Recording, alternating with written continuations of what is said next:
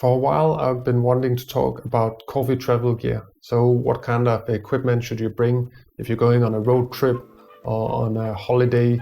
And now I'm actually on the road. I'm in southern India, out to visit some coffee farms.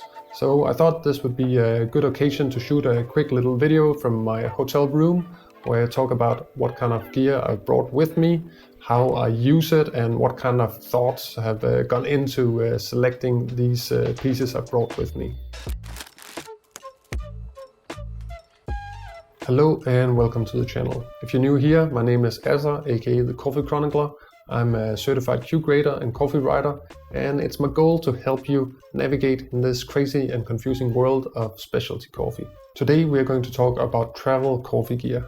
I think making coffee on the road is one of those small pleasures in life that is not a huge investment, but where the upside is just massive. I've been traveling a lot over the years, usually bringing coffee equipment with me. So I've tried a lot of different setups, and I want to tell you a bit more about the one I've ended up with that I'm usually bringing on my trip nowadays. So the first piece of equipment doesn't really need any introduction. This is the AeroPress Go, the smaller travel-friendly version of the AeroPress. It came out a few years ago. A lot of people were pretty skeptical about it, but I've become a pretty big fan. So what's great about the AeroPress Go? Well, first of all, it's compact and sturdy, doesn't take up much space in your luggage, and you can be pretty sure that it's not going to break anytime soon. It's also very easy to brew with the AeroPress compared to so many other brewing methods. Basically, you just need to get hot water in there, so you don't need any precision kettle or anything like that. So if you want to brew on an airplane, a train, or some random place like a gas station on the road, then it's a great tool to bring with you. It's also very easy to clean, which is kind of important, or at least it's a nice feature if you're going to use it when you're traveling. So a common complaint I've heard about this model is that it doesn't make big batches compared to the normal one. But if you're using my recipe, I'll put a link up here. Then I'll show you how you can make enough coffee for 2 people with a pretty simple little technique. But the main reason that I'm always bringing the AeroPress isn't actually because of the AeroPress's brewing capability itself. It's more how it fits into my setup. So a common problem when you're on the road is that you don't have a big cup or server to brew into. So this cup here actually has a pretty huge volume. You can get around 400 mils in here, which is more than enough for 2 people. And it has a great pour as well. So that's also a bonus, so you're not going to spill in your nice hotel room. So the way I'll use the cup is I'll just brew into it. I'll add my dripper on top, and then it will replace a range server. So over the years I've been to a lot of hotels, and 99% of them just use these standard little white cups that are not very cool to brew into, especially if you want to make a little bit more coffee in the morning. So if you got this cup here, then you'll be pretty happy. Another underrated thing about the AeroPress Go is this cap here. This is the perfect loader for your beans. So you'll just place the cap on the scale, add your beans to it, and then you can kind of like fold it like this, and then you can just pour the beans into your grinder. So I always use this as a bean loader even when I'm at home, but having it on the road is just a great help. Another thing many people don't realize is that this plunger here is the perfect replacement for a gooseneck kettle. So you can just add your hot water in here, and then you can pour very carefully and steady if you got some special kind of technique you want to follow. Very often you have pretty lousy kettles in hotel rooms, or maybe you'll just have like a big water dispenser.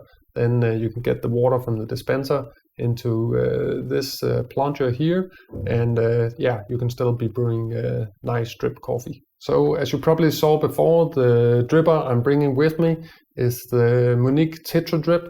I've tried a lot of drippers over the years, but this is the one I'm always returning to. It just makes really nice coffee, and it's super handy to bring on the road. So the way you travel with it is you just take it apart like this into 3 different pieces, and then it folds like this here, and then it basically won't take up any space in the luggage. Also, this dripper has a good design for the kind of coffee you want to be brewing on the road. So it has a pretty slow, reasonable flow rate, there's not a lot of bypass going on. So it's pretty suitable for these kind of brewing methods where you only rely on 2 or 3 pours. It's also extremely light.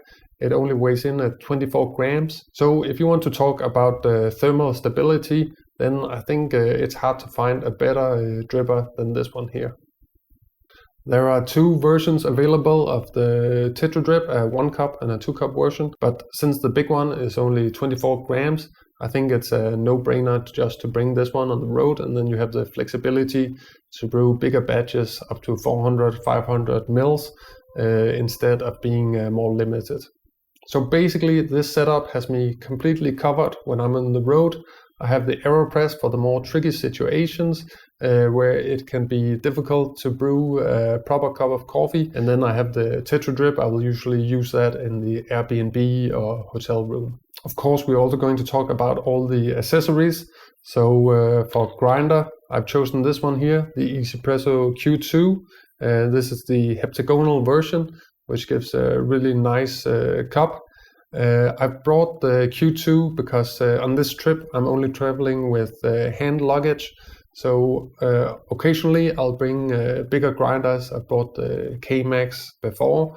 Yeah, I really wanted to save some space on this trip, so I brought the Q2, and it's just a great grinder for travel. It's small, it's sturdy, it's pretty lightweight for how solid it is. So yeah, if you're looking for a travel grinder, definitely consider this one here. The scale I brought is this one here, the Weightman scale, which is quite popular among many home baristas. It's small, it fits on a drip tray, but if you're going on a trip, it's also pretty handy to have in your suitcase. There's especially one feature I like, which is that it has this little lid here, which will protect the weighing plate. So this gives me some confidence. I also wanted to bring the Timemore Black Mirror Nano on this trip, but the main issue is just that there's no case for that one. And I was a little bit too worried, since I'm traveling with a soft backpack, that it would get squeezed somehow. So for that reason, the Weightman is a solid option. Oh, by the way, if you're sitting out there and you have some skills when it comes to design and 3D printing, then please make a travel case for the Timemore Black Mirror Nano. That would just be a great addition to the world. For coffee filters, you should of course also bring some. Find out how many you're going to need for the trip, and then try to plan it out ahead so you don't have to bring too many. I've brought these here, the Kavik Medium Roast, which are some of my favorite filters, and they also happen to fit quite well in the Monique Tetra Drip. For the AeroPress, I brought the Asia filters, which are also some of my favorites. Another thing I will usually bring on the trip is a TDS meter, and that's because water is just so important. And if you're traveling to a foreign country, you don't really know the different brands. So how can you tell if it's a 300 TDS or a free TDS bottle if you don't test it? So usually I'll bring this one here, and then I'll have a bit of fun finding out what is the best brand of water in different countries.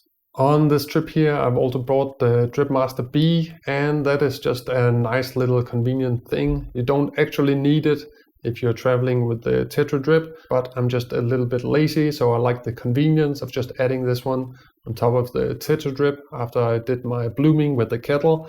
And then I'll just let the water flow pretty slowly, let the DripMaster do the work for the rest of the brew. It's not that heavy and it's quite sturdy, so I don't feel like it's taking up too much space in my luggage. So there you have it. Those are my favorite pieces of equipment to bring if I'm traveling. But I should also give some honorable mentions. I think the Clever Dripper is quite solid for a road trip. It's easy to brew with. You can brew big batches. I traveled with the V60 before. It also works okay, but I just feel like when you have something like the Tetra Drip, there's no reason to bring the more bulky V60.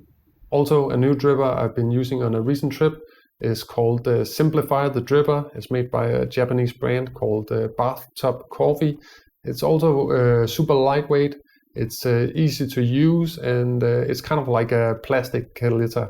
That one should probably also be on your radar if you kind of want to geek out a little bit more. It's still easy to use, but you can brew a little bit more advanced styles of coffee with it. On a previous trip, I've also bought the Triggerlet. I had this idea that it might be the ideal travel coffee device, since it comes with this case that can also double as a server. It has a quite big volume, I think up to 800-900 mils, but I find in reality it's not that practical to travel with the Triggerlet. It takes up a lot of space in the luggage with this big case, and I find if you're brewing bigger volumes, the Triggerlet kind of slows down. So I find it gets a little bit annoying if you're going to brew bigger batches than let's say 350-400 mils. So in that way, I find making pour over is actually easier and more time saving compared to using the Triggerlet. It's also slightly annoying to clean if you're in a hotel room, for instance. So that's probably why I wouldn't bring it on other trips. It's a nice brewer though, but I'd let it stay at home. One thing I know some of you will be wondering about, and that is manual espresso makers. I have been traveling with them on trips previously. The Caflano Compresso is very small and easy to bring in your suitcase. The Picopresso, the same.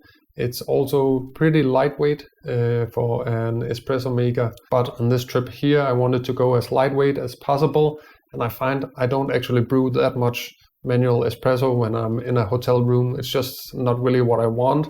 Making espresso is always slightly messy and complicated, so I'd rather do that at home where I have electrical grinders and different distribution tools. At the moment I'm testing the Livapresso Pro, which is a quite nice manual espresso maker, and I was pretty tempted to bring it on this trip, but the thing is it just weighs in at 1 kg, and the airlines I'm traveling with have a 7 kg limit. So it will take up a lot of space for other useful pieces of equipment in the luggage, and in the end I'm probably not going to brew that much espresso when I'm busy traveling. If I was going on a road trip and I could just throw it into a car, yeah, then I would probably bring something like that, maybe the Robot or the Picopresso. But at the moment where I have to carry everything on my back, yeah, I'm just going to go with these lightweight manual brewing methods instead. So there you have it. These are my current thoughts on travel coffee equipment. I'd also love to hear what you're bringing when you go traveling. So leave a comment down below. And yeah, that's it for today. I will see you in another coffee video very soon.